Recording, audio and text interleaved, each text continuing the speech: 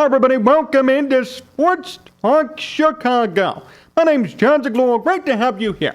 Today's edition of the program on Channel 59.3 BPOD TV and Roku. Big news. The Bears have a new wide receiver. Will he do anything for Justin Fields? We'll explain in just a second. Before we get started, make sure you follow me on Twitter and Instagram at Jon Z Sports and on Facebook at Jon Zaghloul. You to watch more of this show, search up Sports Talk Chicago, Apple Podcasts, Spotify, YouTube, sportstalkchicago.com. Now, before we start today, I'd like to be transparent with all of you.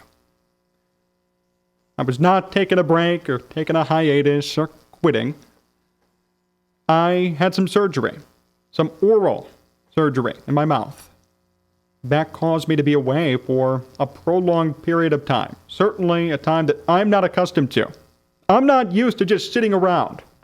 I like to work. I like to provide you with content and videos and things to watch, stories to hear from people I interview too. And believe me when I say this, it sucked to not provide anything, to be gone for a long period of time, to be recovering, to be in bed, to come back to work and not be able to talk right, not be able to deliver when a big news story came out. It sucked. It hurt. But there's one thing that I learned throughout this entire process of sitting on the sidelines. I have great fans. All of you are just warm, kind-hearted people. All of you who consume my content, watch my videos. I got so many direct messages, Twitter, Facebook, Instagram, from all of you asking how I'm feeling, how I'm doing, when the next video is going to come out. All had genuine concern. You know, I learned this while being out. Views don't matter. They don't. Subscriber count does not matter. Likes, dislikes, comments, none of it matters. None of it. You know what matters? The relationships that are developed and curated by providing you with a sports program. Even sports, at the end of the day, are just a game. It's just a game. It's just a way for all of us to socialize a bit, talk a little bit more. But it's just a game. It's not important. What is important, though, are relationships, friendships, dare I say. And it really touched me to see the outpouring of support, the outpouring of concern, the outpouring of simply, we miss you, come back, and we're going to be here when you are back. It really had a profound effect on me. Everybody says I got the best fans in the world, every host, even players, other people always say that, but I genuinely feel that I do.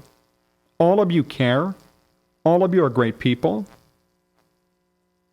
The conversations that I've had with some of you on direct messaging or even YouTube, going back and forth in the comment section or on Twitter, I enjoy them a lot. And that is certainly motivation for me to continue with what I'm doing. Just thank you from the bottom of my heart for being patient, for being understanding of the situation, and for still consuming my content even though I wasn't making anything new. The numbers were huge. Not that it matters, but still. I'm grateful for all of you, for being in my life, for supporting this program, for supporting its potential growth still. And I'm very happy to say that I'm back. Maybe you didn't miss me, I don't know. Maybe some of you subscribe for the sheer purpose of hatred. Whatever it might be, though, I am back. I'm happy to be back. And I hope that all of you realize, whether I'm right or wrong on sports opinions, whether we are in agreement or disagreement on them, cherish the relationships in your life.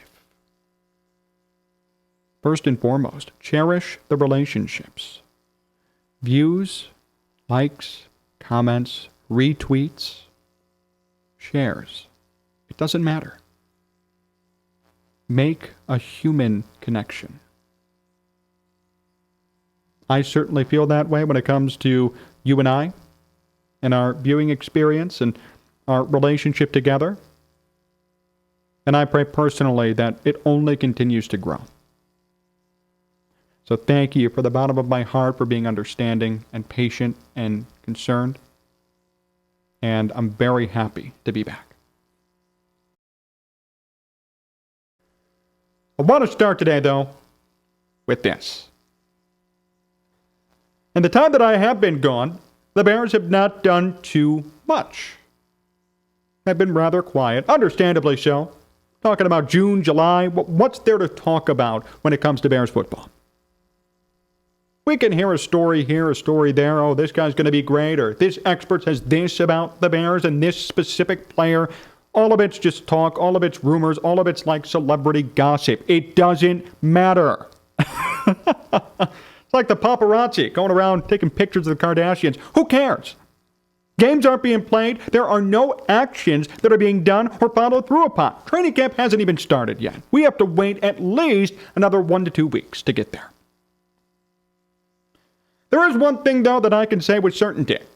One thing that I've noticed that's been done, or rather hasn't been done, that should be done. Justin Fields has no wide receivers. Now, you're probably thinking, John, we already know this, and it's true. But even yesterday, with their new acquisition from New England, N'Keal Harry, my response is that the best you could do? I know the Bears are rebuilding. I know they're not in the position to spend tons of money. Here's my counter. How can you correctly evaluate Justin Fields? I really want you to listen up and hear this list of wide receivers that the Bears have. This is from my sports update on Twitter. Current Bears wide receiver room: Darnell Mooney, Felix Jones Jr., Byron Pringle, N'Keal Harry, Dante Pettis, Tajay Sharp, St. Brown, Moore, Coulter, Webster, Daz Newsome, Chris Fink, and Kevin Shaw. What the hell? WTH. My heart sank when I read that list and looked at it. What is this supposed to be? Is this the CFL? Is this semi-professional football? That's my question. Is this Arena League football? Matt Nagy's a legend there. Is that what it is? That's what it sounds like to me. How could you sit here and tell me, I know Justin Fields is going to be great this year, or likewise he won't be, and say I can evaluate him based on these names and these wide receivers that are being trotted out there on his behalf to help him? Give me a break. The Bears yesterday acquired N'Keal Harry from New England. Here's a quote from Josiah Anderson on the trade. A source says they believe, quote, sometimes a change of scenery is necessary for Harry. The belief is that Harry will add to the competition at the position, and the hope is that he'll continue to develop when they pour resources into him. Harry's career track record is questionable at best. 598 receiving yards in 3 years in New England. Last year started actually 4 games. Only had 184 yards total. Look, I get the premise of the move. I get it. You're taking a swing. This guy is unproven. He could be a diamond in the rough. This is like Kevin White if the Bears had acquired him. It's like when the Saints acquired Kevin White. Okay, great. Former first-round pick.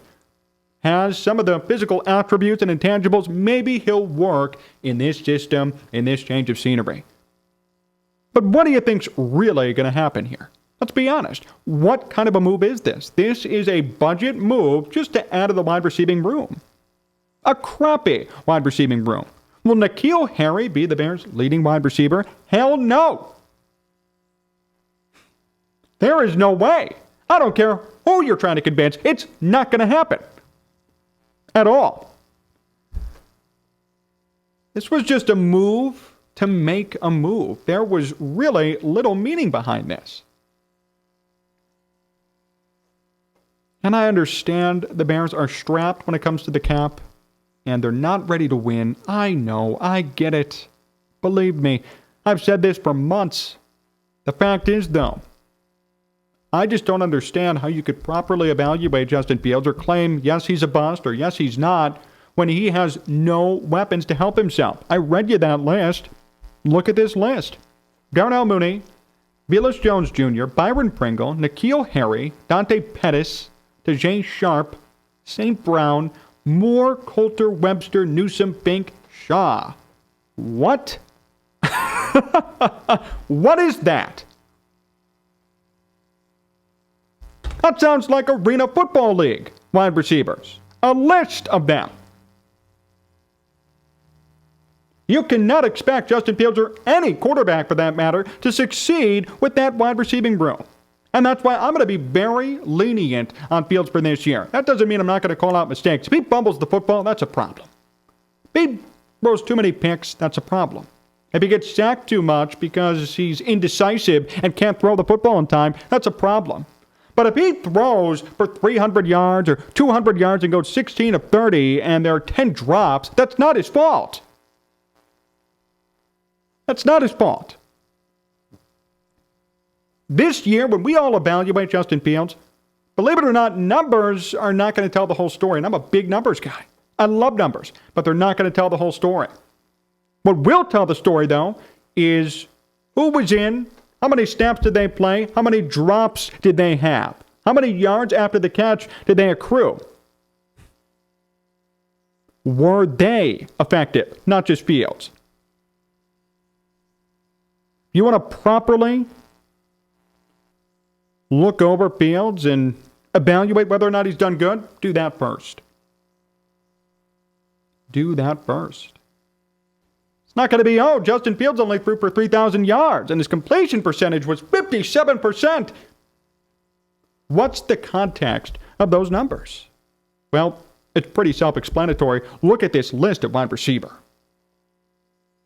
Look at this core of players. It's self-explanatory.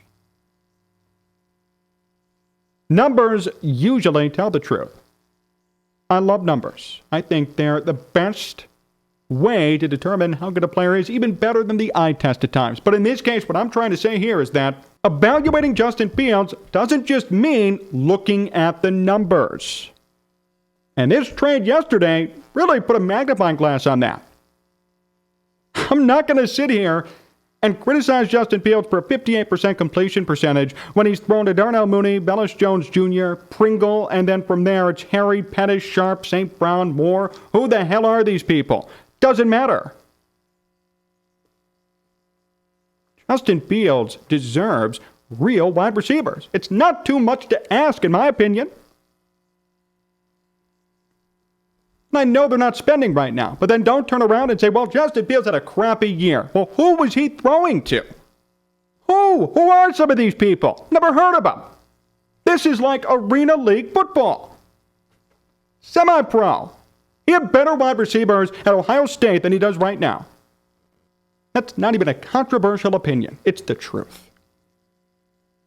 So my point is, as far as the trade goes, I could take it or leave it. It doesn't matter. But Justin Fields needs real weapons. I'm going to keep pounding this storyline because it's true. What does he have? What does Justin Fields have to work with? If you were a quarterback in your second year, new offense, new head coach, would you like to throw to these wide receivers? Would you feel confident in even going out on the field? No, you're going to be throwing to them. I wouldn't be. I wouldn't be excited to throw to this. I don't know what this is at all. That's the problem. So when you ask me how I feel about this trade yesterday, I'd say, who cares? Because that's the truth. Who knows if Harry will even be on the opening day roster? And if he is, good for him. I just don't see it. What are you going to get out of him? And more importantly, we're going to sit here and wine and dine and make trades. How about you trade for a real wide receiver, somebody that can actually help out Justin Fields a bit? It was a low-risk, high-reward move, and that's fine, and it fits with Poles' MO. I'm not mad about that. I just wish, in general, when we talk about wide receivers, when we say, hey, the Bears acquired another wide receiver, there's a connotation behind it. It makes it sound as if, oh, they're helping out Justin Fields, they're prioritizing the position. They're not. I read you these names. Would you like to throw to any of them besides Mooney, obviously, maybe Jones? Everybody else, it's a toss-up. And more often than not, it's a toss-up in the wrong direction. That's the point. This is not an anti-Ryan Poles argument. This is not an anti-what the Bears are doing argument. I know they're rebuilding. I'm not stupid, but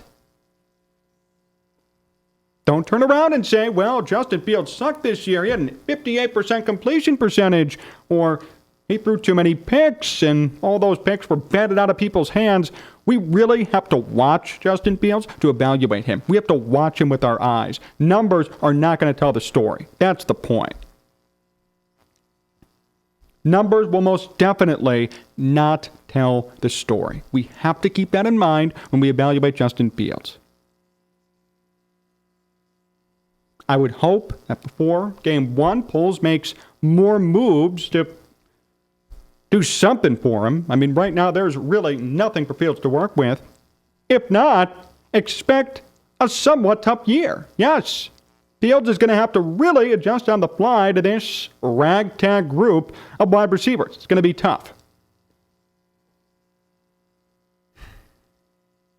I'm all for what the Bears are trying to do. I hope it works out. I want to see winning, good football. But anytime the Bears acquire a wide receiver or make a move, and then we see the media say, hey, they're trying to help out Justin Fields, they're not. This is not helping anybody, except maybe Harry, if he catches on here in Chicago. It's not helping out Justin Fields. It's not prioritizing him. So next time before you say that, look at who the Bears are actually acquiring and see how it aligns with what Justin Fields needs to do to be a successful NFL QB. Thanks for watching today's show here on VPod TV, channel 59.3 in Roku. Really appreciate the time. Remember, you can follow me on Twitter and Instagram at Jon Z Sports and on Facebook at Jon Zaghloul. You can watch more of this show, search up Sports Talk Chicago on YouTube or go to sportstalkchicago.com. If you want to watch more shows from the VPod TV network, search up VPOD TV on YouTube. Thank you. So long, everyone.